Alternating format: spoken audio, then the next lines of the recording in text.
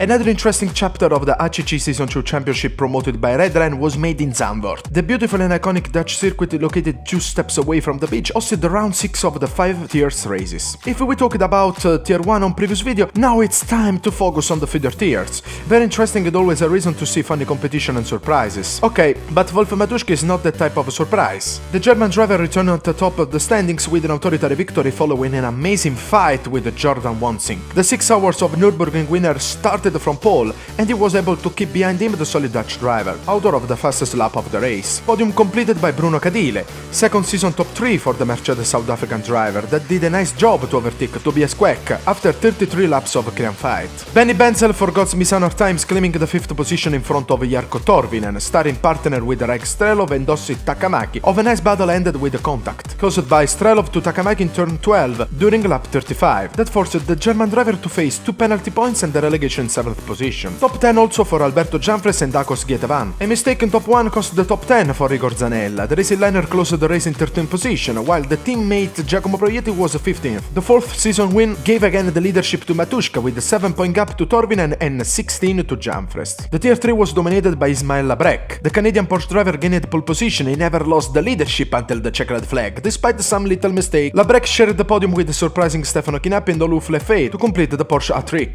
Kinapi had the best racing line result of the round thanks to an amazing defense applied on Lefebvre and Ripper for all race long. The Italian driver, like Gandalf in the Lord of Rings, said to all, "You shall no pass!" Avoid every mistake despite the incredible pressure made by the French and the German friendly rival, and finally scored his first podium in championship, launching him in the general 4th position. Alessandro Porto took advantage of a rarely Stefan Zero's tough day to improve his standing leadership situation. The racing liner did have a particular feeling with the Dutch track, but he raced like a pro driver, bringing it home a solid 6th position behind Tommy Kallio Kujala. Top 10 also for Giorgio Raimondi. The racing liner did a great race with a solid pace. Marco Veronese returns on track after a period of rest with a 19th place. Day to forget for Iri Turk and Michael Springer, starts of the championship following in Zandvoort. The finish was hit at the start by Libor Vodička, and he finished behind Veronese, while the lap and party 69er had a technical problem and left the race after 2 laps. A Friday to remember instead for Stefan Miller, winner of the Tier 4 race. The Canadian Porsche driver did a great job to avoid crashes, and he was also awarded by the luck when Andrea Santoro and Sebastian Zaya crashed in turn 11 during lap 15 while they fought for the leadership. Then Miller overtook Jose Lopez after an hesitation of the Spinard and Masters balked. Another podium for Santoro, author of an incredible overtake on Zayek at Tarzan turn few minutes before the crash. Mirko Pomidori flirted with the top 10 but crossed the line in 12th position. The Zandvoort's 5th, Damian Krzyzak, remains the standing leader with 141 points. In Tier 5, first victory for Eduardo Martinez. The Lamborghini driver, 3rd at Paul Ricard and 2nd in Misano, finally claimed the best possible result in front of Michael Bird, solid 2nd in his first Tier 5 race. Too much errors forced Daniele Cerretti in 3rd place. Sergio Suarez didn't go beyond the 13th place. Claudio Borghi is always the champ leader with 121 points, 11 more points of the runner-up Zaiko Mazzo. Suarez remains in top 10 for the specific in 8th position. Zandvoort now is in the history book. Spa-Francorchamps is the future. Saturday 15 February, the day to remember. 2.4 hours of Spa, the biggest race of the season. Don't miss it. Follow the red line.